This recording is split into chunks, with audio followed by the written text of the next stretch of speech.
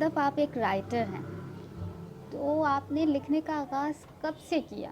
یعنی کہ آپ کو کب سے لگا کہ میں ایک رائٹر ہوں اور مجھے لکھنا چاہیے، مجھے قلم تھامنا چاہیے اور اس کے ذریعے جو ہے وہ معاشرے کی اصلاح کرنی چاہیے؟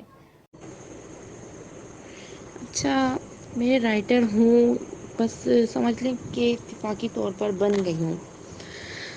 اسکول کے زمانے میں تقاریر لکھ لیا کرتی تھی، اور مجھے یاد ہے کہ میں 6 یا 7 کلاس میں تھی تو میری ایک ٹیچر نے مجھے اس وقت ایک کمپٹیشن ہوا تھا، مقابلہ تقریر، جو کہ نیشنل لیول پر تھا، اور اس کے لیے میں نے تقریر لکھی تھی، اور میری تقریر جو ہماری کمپٹیشن کی ٹیچر تھی انہیں بےحد پسند آئی تھی۔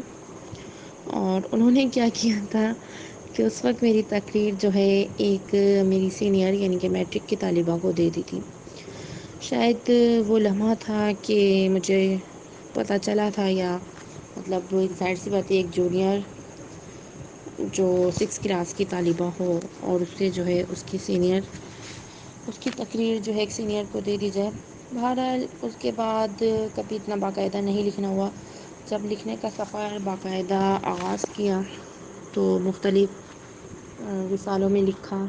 سب سے پہلے ایک مذہبی رسالے نے میرا مضمون چھاپا تھا، اور وہ شاید میں نے باقاعدہ طور پر جب لکھا تھا تو چھپوانے کے لیے ہی لکھا تھا۔ شاید اگر اس وقت وہ نہ چھپتا تو میں دوبارہ کبھی ایسی کوئی کوشش بھی نہ کرتی، کیونکہ مجھے اپنا مزاج پتہ ہے۔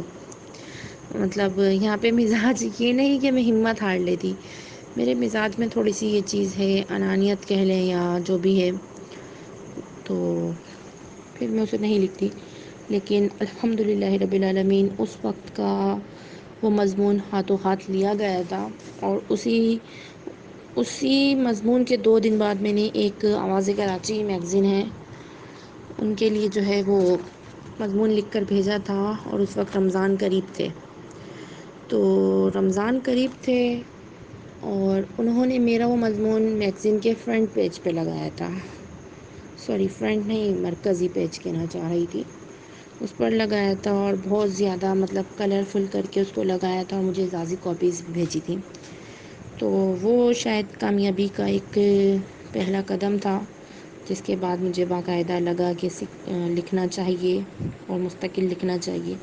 اس کے بعد اسی میگزین نے مجھے اعزازیہ بھی بھیجا تھا اس مضمون کا، اور اس میگزین میں تقریباً میں نے شاید 1 سال لکھا تھا اور مستقل لکھا تھا، اور وہ میرے تمام مضامین اس کے مرکزی مذہبی پیج پر لگتے رہے تھے۔ تو بہرحال اس طرح سے یہ آغاز ہو گیا تھا۔